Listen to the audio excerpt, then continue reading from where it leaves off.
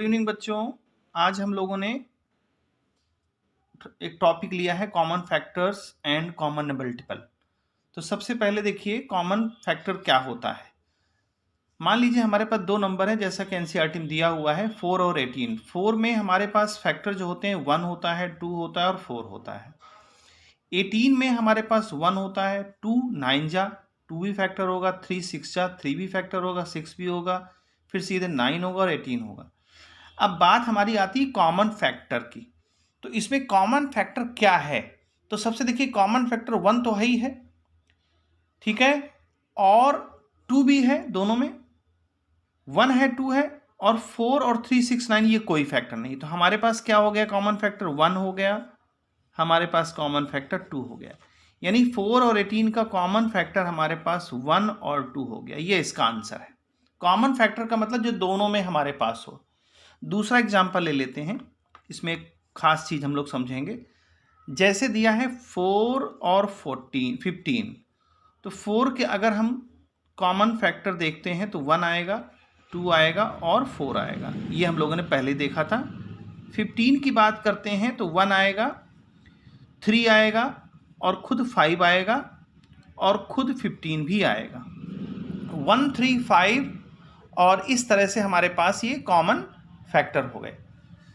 देखिए इनमें से कोई, दोनों में से कहाँ कोई लग रहा है आपको कॉमन है? लग रहा है? सिर्फ 1 छोड़ करके कोई भी कॉमन नहीं, ना 2 है, ना 4 है, ना 3 है, ना 5 है। इसका मतलब सिर्फ ओनली 1 है जो कॉमन फैक्टर है दोनों में।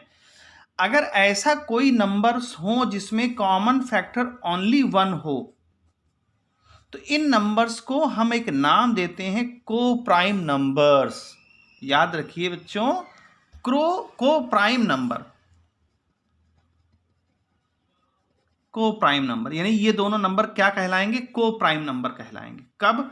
जब इन दोनों का कॉमन फैक्टर सिर्फ 1 हो। तो ये बात ध्यान रखने वाली बात है। अब नेक्स्ट आते हैं कॉमन मल्टीपल्स की।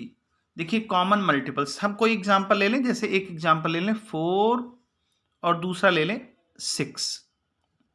अब 4 के हमारे पास फैक्टर्स मल्टीपल क्या होंगे? देखिए 4 के मल्टीपल हो सकता है हमारा 4 1 जा 4, 4 2 जा 8, 4 3 जा 12, 4 4 जा 16, 4 5 जा 20 एंड सो ऑन, बहुत सारे। इसी तरह से 6 के कॉमन फैक्टर क्या, कॉमन मल्टीपल क्या हो सकते हैं? 6 1 जा 6, 6 2 जा 12, 6 3 जा 18, 6 4 जा 24।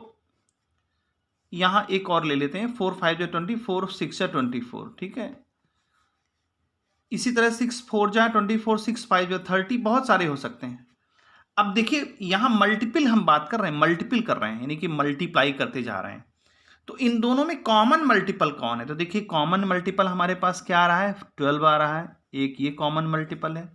दूसरा 24 आ रहा है, ये कॉमन मल्टीपल है। तो इसका मतलब हम ये कह सकते हैं इनके कॉमन मल्टीपल हमारे पास आंसर हो जाएगा 12 और 24। और भी आगे आ सकते हैं, लेकिन फिलहाल अभी कॉमन जो मल्टीपल है वो ये है। ऐसे तो और आगे भी हम लोग चल सकते हैं। तो कहने का मतलब ये है कि इनका जो ये जो नंबर्स हमारे पास आई 12 और 24, ये कॉमन मल्टीपल नंबर है। तो उम्मीद है बच्चों समझ में आया होगा। फिर हम लोग इसके एक्सरसाइज करेंगे नेक्स्ट टर्न पर। ठीक है बच्चों, गुड बाय।